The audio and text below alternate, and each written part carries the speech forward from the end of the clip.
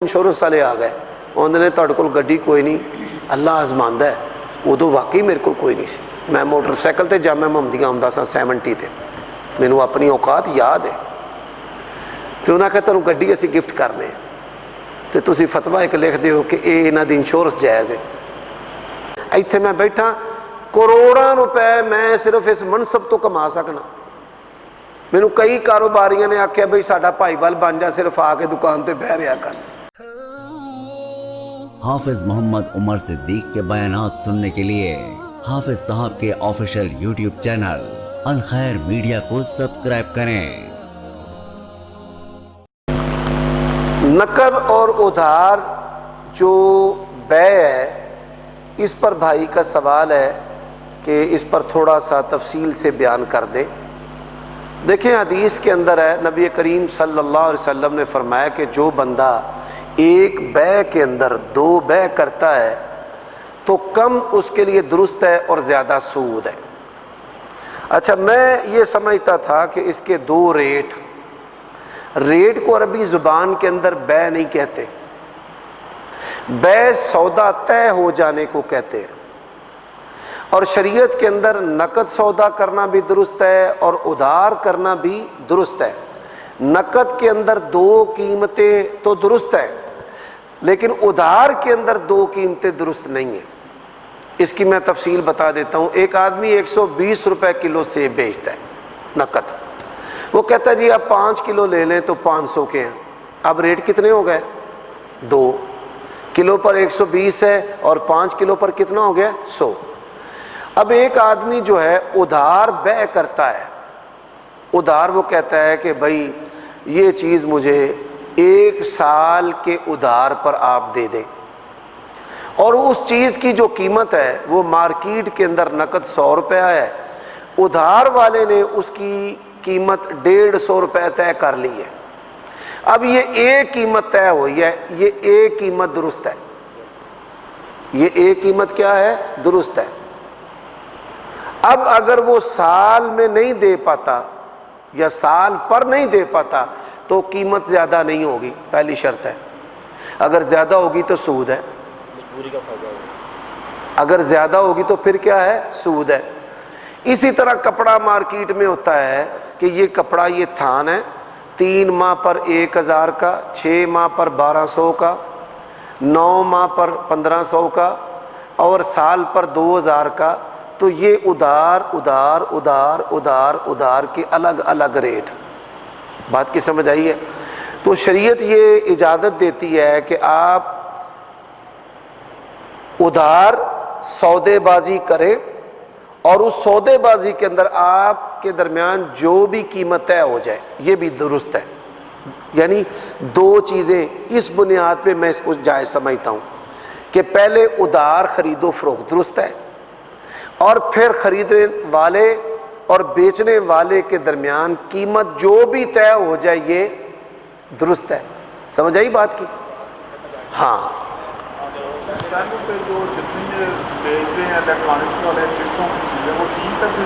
जी मैं बताता हूँ जी। ये इसी तरफ ही आने लगा था कि एक आप रेट चल रहा है जैसे 100 रुपये, नकद लेने जाता है तो उसको कहते हैं कि 100 रुपये, जिसने उधार लेना उसको कहते हैं कि आपको 120 या 130 की मिलेगी जी। उसको पता है कि इसने पैसे बाद में देने हैं तो जायज़ है, जायज़ है। उधार बेसमझे उधार कारोबार करना इस्लाम में जायज़ है कि नहीं? है ना। इसी तरह रेट आपस में तय करना अप एंड डाउन जायज़ है कि नहीं? अब ये दोनों जायज़ इसके अंदर मौजूद हैं। अब तीसरा सवाल है इनका, असल जो सवाल है कि जी जी ना, सुभान अल्लाह, देखे एक चीज़ के मफासिद हैं, हम बताते हैं। मिसाल के तौर पे एक आदमी कहता है कि मैं पसंद करता हूँ कि मेरी बीवी के बाल इतने इतने हों, मुझे अच्छी लगती है, तो उसके जो बाल हैं वो मैं कटवा सकता हूँ या उसको मैं इजाज़त दे सकता हूँ। तो मैं उसको फतवा देता हूँ भाई ठीक है, लेकिन इस फतवा को हम नशर नहीं करते। क्यों नहीं करते? कि इस फतवे से फ़ायदा किसने लेना है? बेपर्द। بے پرد بے حیا جو عورتیں ہیں انہوں نے لینا ہے. سمجھ آئیے بات کی. اب یہ فتویٰ ہم کیوں نہیں دیتے معاشرے میں؟ اس فتوے کا 99% ناجائز استعمال ہوتا ہے. وہ ناجائز استعمال کیا ہے وہ سن لے کہ جتنے بھی انسٹالمنٹ پہ کام کرتے ہیں الیکٹرانکس والے بینک، وہ کیا کرتے ہیں؟ وہ جرمانہ ڈالتے ہیں. نمبر 1 یہ سود ہے. پھر مدت بڑھنے سے ریٹ بڑھاتے رہتے ہیں. بھئی آپ نے گاڑی لی ہے، سال آپ نے قسطیں شارٹ نہیں کی، تو انہوں نے کیا کر دیا ہے کہ انہوں نے اس چیز پر جو ہے وہ مارک اپ ایڈ کر دیا ہے، ویلیو ایڈ کر دی ہے کہ ہمیں اتنے پیسے نہیں دیے، گاڑی ہم نے اس کو دی تھی 30 لاکھ کی، تو سال قسطیں شارٹ ہو گئی ہیں، اس کا پلان جو تھا ریٹرن کا وہ 3 سال کا تھا، تو اب اس پر ہم نے 4 سال والے پلان کا نفاذ کر دیا، اطلاق کر دیا. بات کی سمجھ آئیے؟ میں اس کی مثال دیتا ہوں کہ آپ نے فریج خریدی ہے 1 لاکھ روپے کی اور انسٹالمنٹ پہ 1 لاکھ کی خریدی ہے، ماہانہ آپ قسط نہیں دیتے تو وہ اس قسط کے اوپر بھی جرمانہ ایڈ کر دیتے ہیں. 3000 روپے قسط شارٹ پہ جرمانہ ایڈ کر دیا. اب آپ نے سال میں قسطیں ادا نہیں کی تو انہوں نے آپ کے اوپر 2 سال یا 1.5 سال والا پلان جو ہے وہ آپ کے اوپر نافذ کر دیا ہے. تو یہ پاکستان کے اندر اس فتوے کا استعمال 100% جو ہے وہ حرام سود کھانے والے اس فتوے کا استعمال کرتے ہیں صرف شکار کرنے کے لیے. کیا کرنے کے لیے؟ اندر سود ہے، شکار کرنے کے لیے صرف یہ فتویٰ رکھا ہوا ہے، باقی سارا کام ہی سود ہے. ہم اس بے کو جائز اس وجہ سے سمجھتے ہیں کہ ادھار کاروبار کرنا درست ہے اور ریٹ کوئی ایک طے کر لینا درست ہے. تو یہ دونوں درست اس میں موجود ہیں، اس لیے یہ بے درست ہے. ہاں جی، نہ جرمانہ اور نہ مدت اپ ڈاؤن سے پیسے، نہ مالی جرمانہ، نہ کوئی اس کے اوپر سیکنڈ پلان. 4 سال کی قسط دی زیادہ بڑھائے گا تو سود کی ضرورت ہے، کٹا پہلے پیسے دے دیں. جی پہلے پیسے آپ اس کو تخفیف کر سکتے ہیں، جی رعایت کر سکتے ہیں، اچھی بات ہے.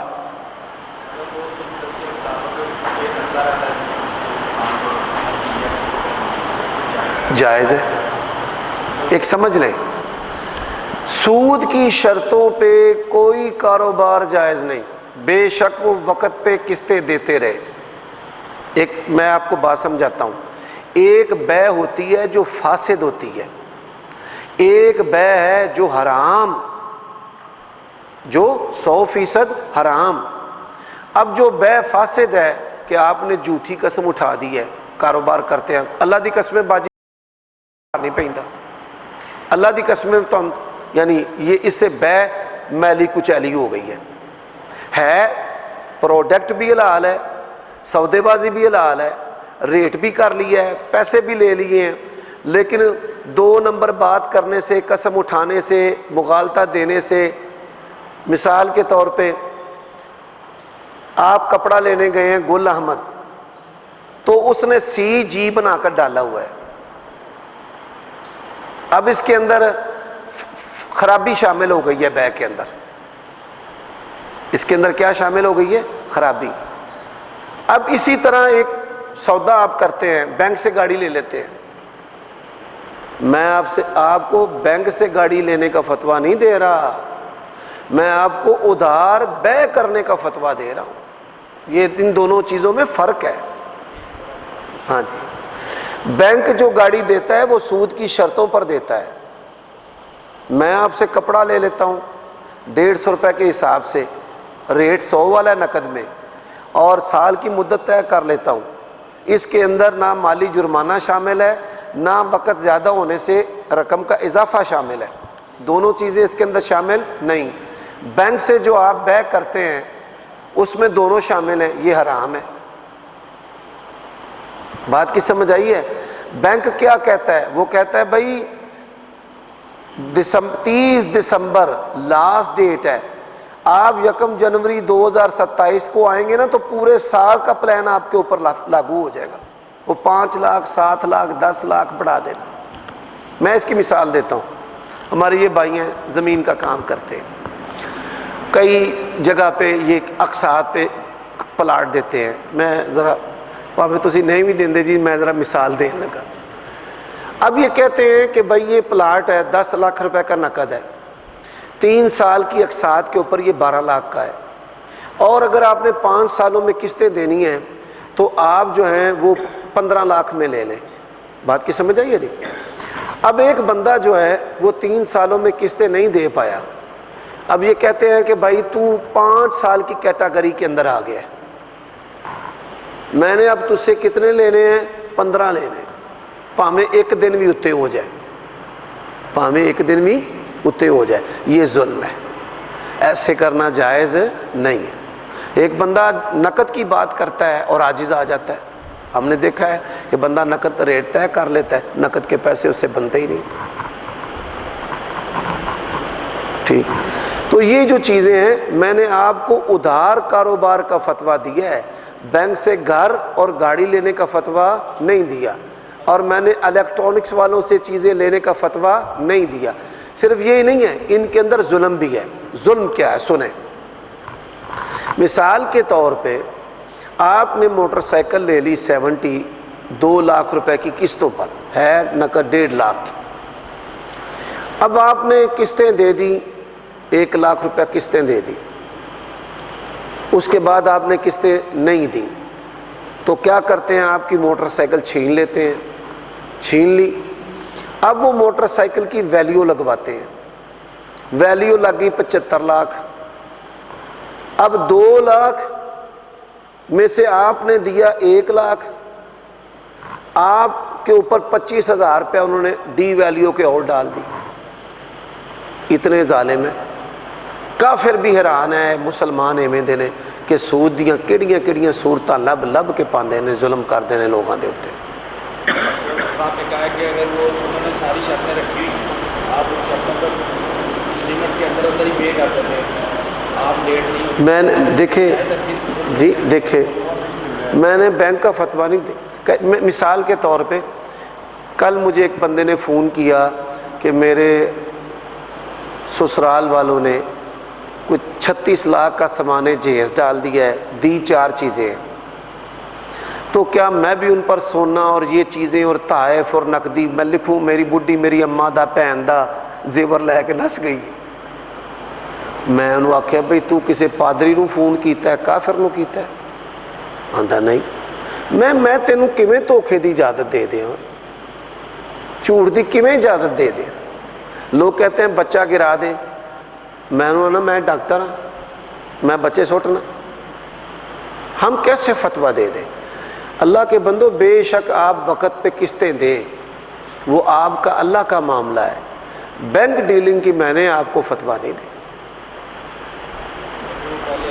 دیکھیں میں نے فرق دیکھیں، ہمیشہ میں نے اللہ تعالیٰ کی توفیق سے نا، آپ لوگ ہی ہمیں بڑی ساری چیزیں سکھا دیتے ہیں۔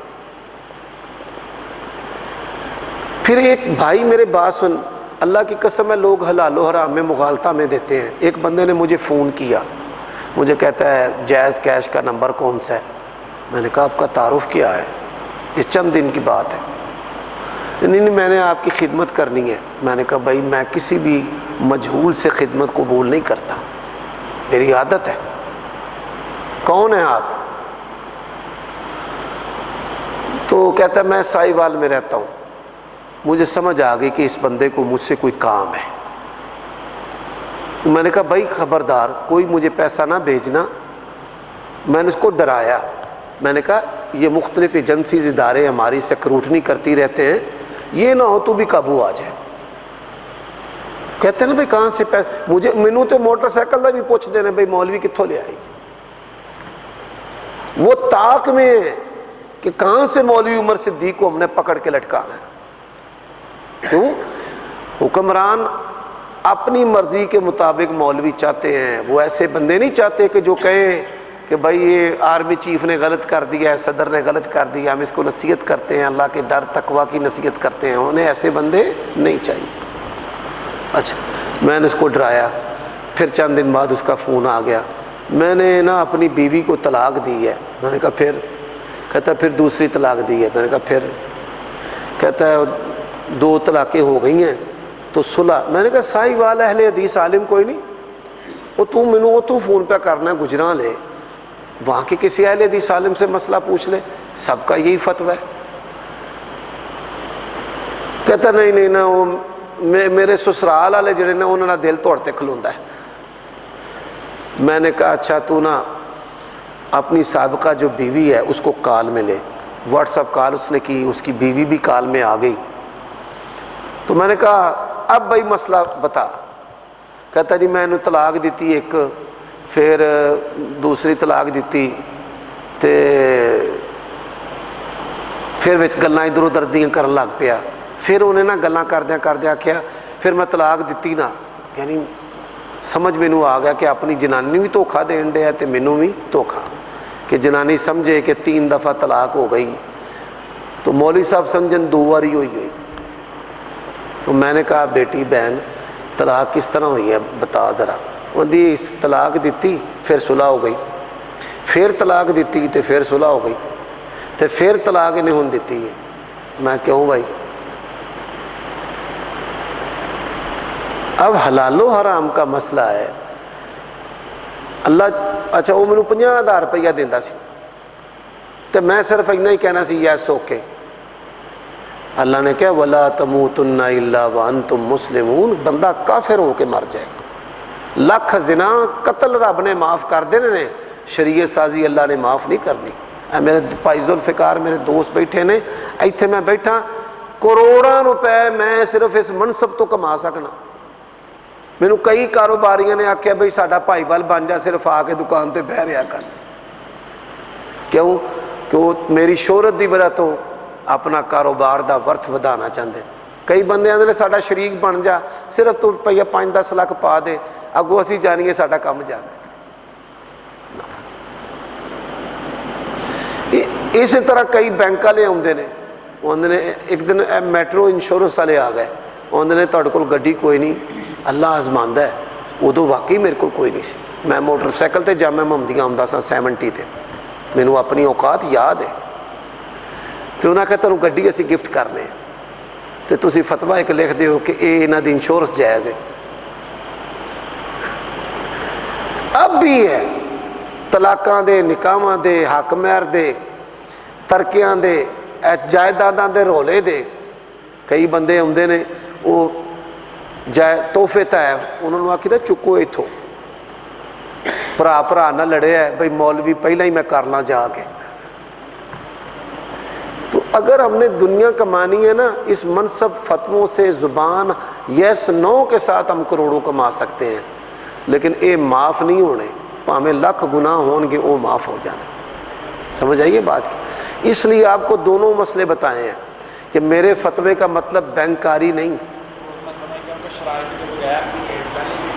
हाँ जी जायज़ है।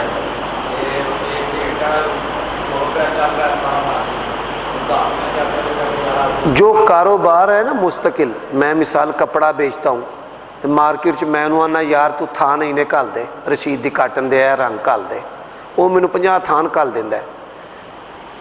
जिहड़ी वो हदीस का मतलब है ना वो ऐ वे, जे मेरे को पैसे होन तो रेट नकद वाला, तो जे ना होन तो रेट उधार वाला। ये तो रसूलुल्लाह ने मना किया है, बई चुकन तो पहला तय कर लो नकद है कि उधार है।